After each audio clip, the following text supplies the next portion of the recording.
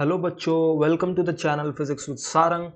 तो इस चैनल पर मिलती हैं आपको क्लास 11 12 फिजिक्स रिलेटेड वीडियोस। तो अगर आप भी क्लास 11 12 स्टूडेंट हैं और फिजिक्स में इंटरेस्ट रखते हैं तो चैनल को सब्सक्राइब कर लीजिए। तो आज का हमारा टॉपिक होगा energy stored in a capacitor. तो जब हम बात करते हैं कैपेसिटर की, तो कैपेसिटर कुछ इस तरीके से दिखाई देता है। तो ये किस काम में आता है? एक डिवाइस है जिसमें एनर्जी स्टोर होती है। कैपेसिटर की जो चार्जिंग होती है वो इलेक्ट्रिक चार्ज के ट्रांसफर पर डिपेंड करती है एक प्लेट से दूसरी प्लेट में, क्योंकि कुछ इस तरीके से कैपेसिटर होता है। इनके बीच में जो चार्जेस ट्रांसफर होते हैं प्लेट ए से प्लेट बी के बीच में, मान लीजिए प्लेट ए है, ये प्लेट बी है, इनके बीच में जो चार्जेस का ट्रांसफर होता है उस पर डिपेंड करता है charging up of a capacitor. ठीक है। तो वर्क डन किसी भी चार्जिंग में कैपेसिटर की जब चार्जिंग होती है तो जो वर्क डन होता है वो उसकी इलेक्ट्रिकल पोटेंशियल एनर्जी के तौर पर स्टोर होता है उसके अंदर। तो कैपेसिटर जब चार्ज होता है तो जो वर्क डन हमें उसको चार्ज करने के लिए करना पड़ रहा है तो वो उसकी इलेक्ट्रिकल पोटेंशियल एनर्जी के तौर पर स्टोर होता है। ये एनर्जी या इसको कैपेसिटर को कहां से मिलती है? कैपेसिटर को ये एनर्जी मिलती है बैटरी से। बैटरी अपनी स्टोर्ड केमिकल एनर्जी के एक्सपेंस पे ये जो एनर्जी है वो देती है कैपेसिटर को। और आप इस केमिकल एनर्जी को, बैटरी की केमिकल एनर्जी को अगेन रिकवर कर सकते हो। कैसे? कैपेसिटर को डिस्चार्ज करके। डिस्चार्जिंग ऑफ कैपेसिटर हम अगले लेक्चर में देखेंगे। आज के हमारा टॉपिक होगा energy stored in a capacitor, यानी कि कैपेसिटर की जो एनर्जी है वो हम आज के लेक्चर में निकालेंगे। तो वो कैसे निकलेगी? तो हमें एक केस लेना होगा। केस कैसे होगा? देखिए, हमारा एक कैपेसिटर है, ये उसका प्लेट ए है, ये प्लेट बी है मान लीजिए। अभी कोई भी ट्रांसफर ऑफ चार्जेस नहीं हो रहा है। मान लीजिए इस पर अभी पॉजिटिव चार्ज है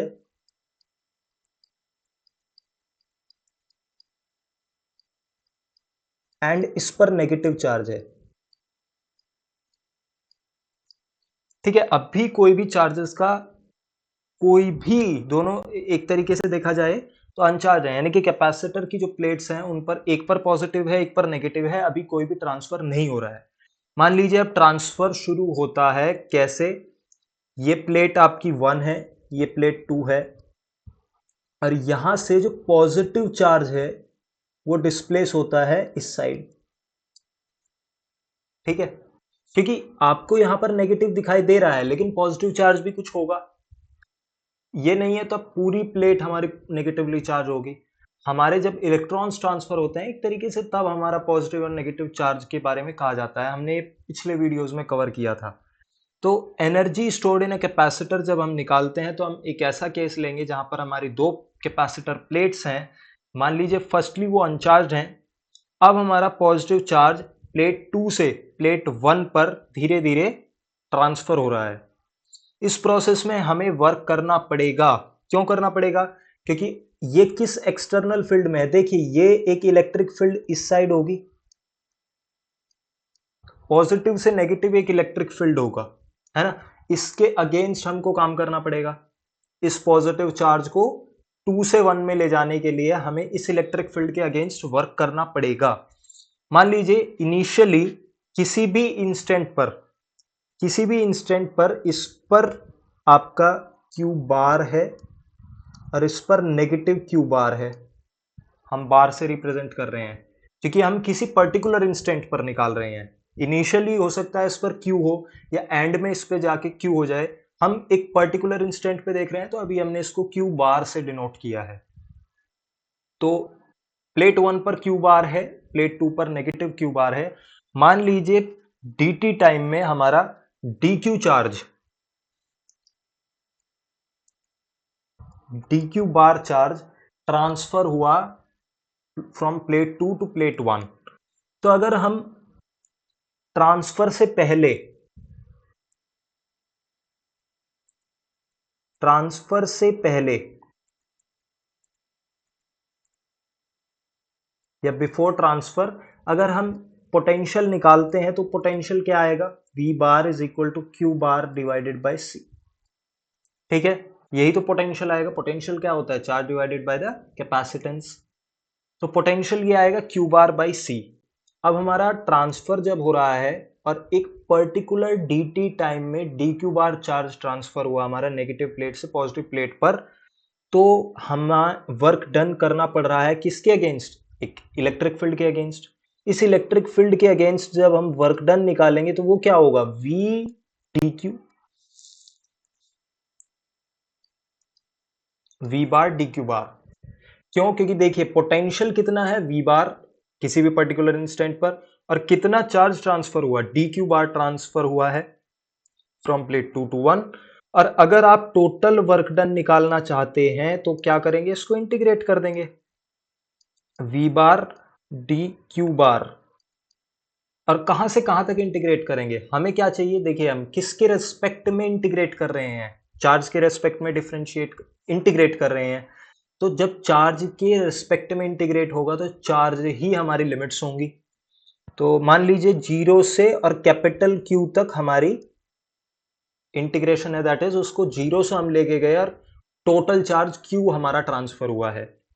ये आप ये बात ध्यान रखेंगे, जो कैपिटल क्यू है हमारा टोटल चार्ज है जो कि ट्रांसफर हुआ है from plate 2 to plate 1।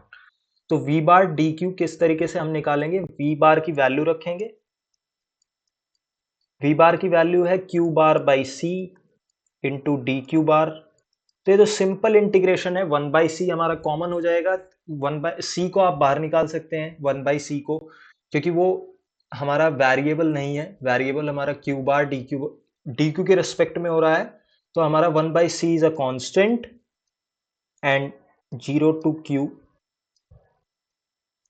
Bar by 1, या तो अब क्यू बार रह गया है सिर्फ डी क्यू बार। तो हमारा वर्क डन कितना आएगा? देखिए 1 by C as it is रहेगा। किसी भी x फंक्शन को आप अगर इंटीग्रेट कर रहे हैं x dx, तो आप क्या करते हैं? x square by 2। ये बहुत बेसिक सी चीज है, मैंने बता दी फिर भी। तो ये क्या आएगा? Q bar square by 2। और कहां से कहां तक इंटीग्रेट हो रहा है? जीरो से क्यू। लिमिट्स लगा दी हैं। यहां पे इंटीग्रेशन कांस्टेंट नहीं आएगा। बहुत से स्टूडेंट क्या करते हैं? इंटीग्रेशन कांस्टेंट लगा देते हैं और फिर सोचते रहते हैं इंटीग्रेशन कांस्टेंट की वैल्यू कहां से निकालें, इनिशियल वैल्यू तो हमें कुछ दी नहीं है। तो इंटीग्रेशन कांस्टेंट तब नहीं आता जब हमारा डेफिनेट इंटीग्रल होता है, वो इनडेफिनेट इंटीग्रल में आता है जहां पर हमारी लिमिट्स डिफाइन नहीं होती, वहां पर हमारा इंटीग्रेशन कांस्टेंट आता है। तो यहाँ पर हमें डेफिनेट लिमिट्स हैं, 0 टू क्यू है, तो यहाँ पर कोई भी इंटीग्रेशन कांस्टेंट नहीं आएगा। तो यहां से हमारा वर्क डन क्या आ रहा है? Q square by 2c। आप सिंपली इसको इंटीग्रेट करेंगे, यहां पर वैल्यूज पुट करेंगे तो आपका क्यू स्क्वायर बाई 2c। यही work done electrical potential energy के फॉर्म में स्टोर हो रहा है, ये हमने फर्स्ट वीडियो में बताया था। तो हमारे जो पोटेंशियल एनर्जी है उसको हम कैपिटल यू से रिप्रेजेंट करते हैं। इसको अभी कर देते हैं कैपिटल यू। तो कैपिटल यू कितना आ रहा है? Q square by 2c। अब यहां पर आप q की वैल्यू पुट कीजिए, C V square divided by 2c। तो ये एक और फॉर्म में आप इसको लिख सकते हैं, हाफ सी वी स्क्वायर। ठीक है। अब आपका क्वेश्चन, जो आपका पोटेंशियल एनर्जी है, वो चार्ज और कैपेसिटेंस के रेस्पेक्ट में आ गया है, कैपेसिटेंस एंड पोटेंशियल के रेस्पेक्ट में आ गया है। और एक और फॉर्म आएगी जहां पर ये आएगा चार्ज और पोटेंशियल की फॉर्म में, जो कि होगा, देखिए वो कैसे आप निकालेंगे? C को रख देंगे, देखिए Q इज इक्वल टू होता है सी वी, तो C को हम रख देंगे Q बाई वी। ठीक है, इस वाले फॉर्मूले में। तो यहां से हमारा क्या आएगा? जब हम ये वैल्यू यहां पर पुट करेंगे तो पोटेंशियल एनर्जी आएगी Q square by 2q by V. Q से यहां से कैंसिल होगा तो क्यू वी बाई 2। यह आपकी पोटेंशियल एनर्जी तीनों के रेस्पेक्ट में आ गई। देखिए Q V, C V and Q C. तो आपको ये तीनों फॉर्म्स याद होनी चाहिए, क्योंकि क्वेश्चन किसी भी तरीके से बन सकता है। अब अगर आप energy stored in a series combination निकालना चाहें, क्योंकि हमने अभी कॉम्बिनेशंस हम पढ़ के आ रहे हैं पिछले लेक्चर्स में, कैपेसिटर के कॉम्बिनेशंस के ऊपर हमने बात की थी। तो अगर आप सीरीज कॉम्बिनेशन के बारे में बात करेंगे तो यहां से भी आपको एक कमाल का फॉर्मूला समझ में आएगा, और कमाल का एक चीज समझ में आएगी कि क्या होगा, जो पोटेंशियल एनर्जी की फॉर्म होगी वो सीरीज और पैरेलल दोनों में सेम आएगी। वो कैसे आएगी वो देखिए आप इस आगे वाली स्लाइड्स में। किस तरीके से सीरीज कॉम्बिनेशन को हम सबसे पहले समझते हैं, जहां पर कि हमारा चार्ज कांस्टेंट होता है। ये बात आप जानते हैं, चार्ज क्या होता है यहाँ पर, कांस्टेंट होता है। तो पोटेंशियल एनर्जी हमारी Q square divided by 2c है ना। चार्ज कांस्टेंट था तो हमने चार्ज और कैपेसिटेंस वाला फॉर्मूला लिया है। तो क्यू स्क्वायर बाई 2 आपका कॉमन होगा और 1 बाई सी इक्विवेलेंट। तो ये कितना आएगा, क्यू स्क्वायर बाय 2 इंटू, देखिए 1 बाई सी इक्विवेलेंट क्या था हमारे सी सीरीज कैपेसिटेंस में, तो ये था 1 by C one plus 1 by C two plus 1 by so on plus 1 by C N, है ना। तो ये आप यही वैल्यूज यहां पर पुट करेंगे, 1 by C one plus 1 by C two plus 1 by C three plus so on till 1 by C N. तो यहां से आप देखिए पोटेंशियल एनर्जी क्या आ रही है, Q square by 2c1 plus Q square by 2c2 plus so on till Q square by 2cn। यहां पर n क्या है, cn क्या है, nth कैपेसिटेंस, ठीक है, nth कैपेसिटर की पोटेंशियल एनर्जी ये है ना। तो पोटेंशियल एनर्जी कितनी आ जाएगी आपकी, देखिए u1 plus u2 plus so on till plus un, यानी कि total potential energy of a series combination is u1 plus u2 plus un, that is sum of the individual potential energies of the capacitor. ये बात आपको याद रखनी है। इसी तरीके से अगर आप पैरेलल कॉम्बिनेशन के लिए निकालें,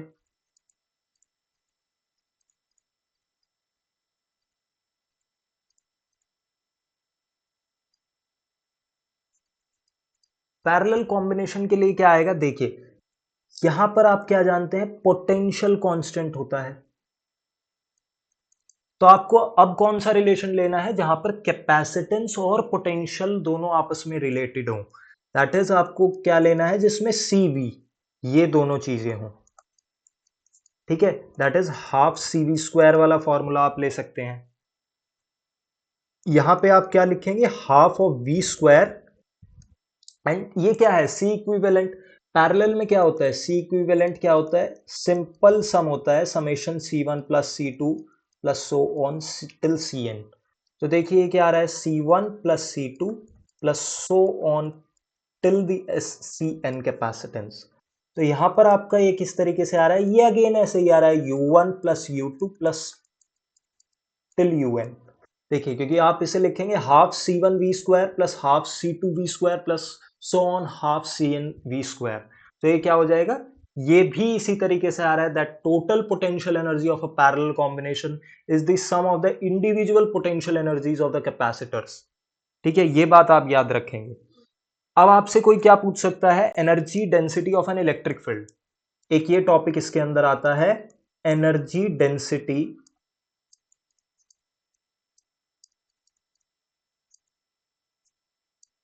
ऑफ एन इलेक्ट्रिक फील्ड।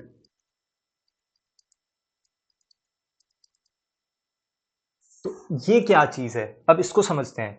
देखिए जब भी एक कैपेसिटर चार्ज होता है, एक इलेक्ट्रिक फील्ड दोनों प्लेट्स के बीच में डेवलप होती है। हमने अभी देखा था इस वाली सीरीज में, आपने देखा था यहां पर कि इलेक्ट्रिक फील्ड यहां पर थी जब चार्ज ट्रांसफर हो रहे थे। तो जब भी एक कैपेसिटर चार्ज होता है, क्योंकि चार्जिंग का ही तो प्रोसेस है ट्रांसफरिंग, क्योंकि तो ट्रांसफरिंग का जो प्रोसेस है वही चार्जिंग है। तो जब भी चार्जिंग होती है तो इलेक्ट्रिक फील्ड डेवलप होता है दो कैपेसिटर प्लेट्स के बीच में। तो हम ये कह सकते हैं कि जो भी चार्जिंग प्रोसेस में वर्क होता है, जो भी वर्क डन हमें करना पड़ता है चार्जिंग के लिए, वो क्रिएट करता है इलेक्ट्रिक फील्ड को। यानी कि इलेक्ट्रिक फील्ड की ही प्रेजेंस आपको बताती है कि एनर्जी स्टोर्ड है कैपेसिटर के अंदर, यानी कि एनर्जी स्टोर्ड है इलेक्ट्रिक फील्ड के तौर पर। यानी कि इलेक्ट्रिक फील्ड जब भी डेवलप होगा कैपेसिटर के बीच में, तो आपको समझना है कि कैपेसिटर चार्ज हो रहा है। ठीक है, इलेक्ट्रिक फील्ड की ही प्रेजेंस आपको बताएगी इस बारे में। तो उस इलेक्ट्रिक फील्ड की एनर्जी डेंसिटी हम इस स्लाइड में निकालने वाले हैं। तो आप मान लीजिए पैरेलल प्लेट कैपेसिटर है जिसका प्लेट एरिया ए है, प्लेट एरिया ए है, एंड दोनों प्लेट्स के बीच में डिस्टेंस डी है, प्लेट सेपरेशन डी है,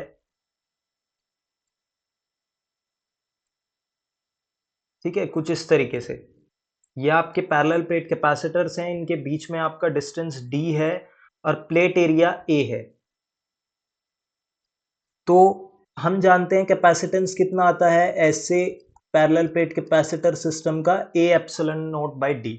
हमने ये निकाल रखा है, कैपेसिटेंस किसी भी पैरेलल प्लेट कैपेसिटर की इस तरीके से आती है।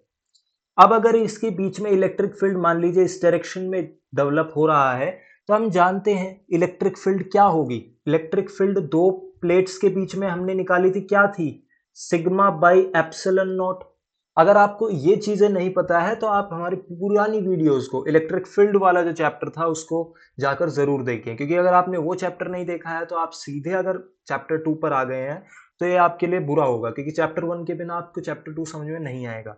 वहां पे हमने इस बात को देखा था कि दो प्लेट्स के बीच में इलेक्ट्रिक फील्ड क्या होती है, sigma divided by epsilon not. Sigma यहां पर क्या है, सिग्मा है हमारे surface charge density of the plates. तो यानी कि ये sigma that is surface charge density of the plates. तब हमारा इलेक्ट्रिक फील्ड कितना होगा, इलेक्ट्रिक फील्ड होगा sigma divided by epsilon not, हम जानते हैं। तो यहां से हमारा सिग्मा कितना आ गया, that is surface charge density कितना आ गया in terms of electric field, E into epsilon not. और अगर आप चार्ज निकालना चाहते हैं किसी भी प्लेट पर, तो हम जानते हैं चार्ज डिवाइडेड बाय एरिया ही तो हमारा सिग्मा होता है। सरफेस चार्ज डेंसिटी क्या होती है, चार्ज डिवाइडेड बाय एरिया। तो यहां से हमें क्या पता चल रहा है, that charge is equal to sigma into area of the plate. तो सिग्मा हम यहां से वैल्यू पुट करेंगे तो E epsilon naught times A। तो ये हमारा क्या आ रहा है, चार्ज आ रहा है। और अगर हम अब पोटेंशियल एनर्जी निकालना चाहें, U is equal to Q square by 2C, ये फॉर्मूला लगाकर, तो देखिए A square epsilon naught square E square, Q की वैल्यू हमने यहां से पुट की है, दिस इज 1, दिस इज 2, और यहां से हम कैपेसिटेंस की वैल्यू पुट करेंगे 2 into A epsilon not divided by D, यानी कि डी ऊपर चला जाएगा, यहां से एक एरिया कैंसिल, एरिया वाली टर्म कैंसिल होगी, एक एप्सिलॉन नॉट वाली टर्म कैंसिल होगी, तो ये कितना आएगा, half epsilon not E square times A D. इसको मैंने हाईलाइट क्यों किया है ए डी, क्योंकि ये जो ए डी वाली टर्म्स है, देखिए area of the plate into the distance between the two plates is the volume of the capacitor, volume of the parallel plate capacitor arrangement. क्योंकि देखिए पैरेलल प्लेट कैपेसिटर का arrangement ही तो है ये, parallel plate capacitors के बीच का जो volume होगा, ये जो वॉल्यूम होगा, ये जो वॉल्यूम होगा, इसकी वैल्यू है ये AD, क्योंकि हम जानते हैं एरिया इनटू द डिस्टेंस क्या होता है, वॉल्यूम। ये आपको किसकी यूनिट देगा, मीटर क्यूब की, है ना। तो अगर हम निकालना चाहें U divided by that is energy density, यहां पर हमारा क्या टर्म यूज हो रहा है, एनर्जी डेंसिटी। एनर्जी डेंसिटी क्या होती है, इसको आप U से रिप्रेजेंट करते हैं, स्मॉल u से, that is total stored energy divided by the volume is the energy density. तो एनर्जी डेंसिटी क्या हो जाएगी, half epsilon not E square. तो ये आपका फाइनल एक्सप्रेशन है किसके लिए, एनर्जी डेंसिटी के लिए। तो यहां पर हमारी volume of parallel plate capacitor use हुई है। तो आपको यहां पर अगर इसको डेराइव करने के लिए आ जाता है तो आपको क्या क्या चीजें पता होनी चाहिए, आपको कैपेसिटेंस पता होनी चाहिए एक पैरेलल प्लेट कैपेसिटर की क्या होती है, इलेक्ट्रिक फील्ड आपको पता होना चाहिए, सरफेस चार्ज डेंसिटी का कंसेप्ट आपको पता होना चाहिए, और टोटल एनर्जी का आपको पता होना चाहिए, टोटल स्टोर्ड एनर्जी का फॉर्मूला आपको पता होना चाहिए। वहां से आप निकाल सकते हैं एनर्जी डेंसिटी। तो इसी तरीके से एनर्जी एसोसिएट होती है मैग्नेटिक फील्ड के साथ भी, वहां पर भी एक फॉर्मूला आता है इसी तरीके का, कुछ इसी तरीके का, जो कि होता है u is equal to B square divided by 2 mu naught. इसको आप आगे समझेंगे, लेकिन अभी भी आप इसमें एक रिलेशन देख सकते हैं। आपको काफी हद तक सिमिलर लग रहा होगा। बी यहाँ पर मैग्नेटिक फील्ड है, म्यू नॉट हम उसी टाइम पर बात करेंगे, इसे भी हम आने वाले लेक्चर्स में समझेंगे जब हमारी मैग्नेटिक फील्ड की बात आएगी। लेकिन मैंने यहाँ इसीलिए बताया है कि पोटेंशियल एनर्जी, ये एनर्जी स्टोर्ड कुछ इसी तरीके से मैग्नेटिक फील्ड के साथ भी एसोसिएटेड होती है। एनर्जी डेंसिटी का हमारा कंसेप्ट यहाँ पर समझ में आया। नेक्स्ट वीडियो में हम क्या करेंगे, हम रीडिस्ट्रीब्यूशन ऑफ चार्जेस के बारे में समझेंगे। तो अगर आपको इस तरीके की वीडियोस पसंद है और आप क्लास 12th के जो है लेक्चर्स देखना चाहते हैं, तो आप इस चैनल को सब्सक्राइब कर लें और बेल आइकन को जरूर दबा लें, जिससे आपको नोटिफिकेशन पता चलते रहे हमारे नए वीडियोस के। Thank you so much.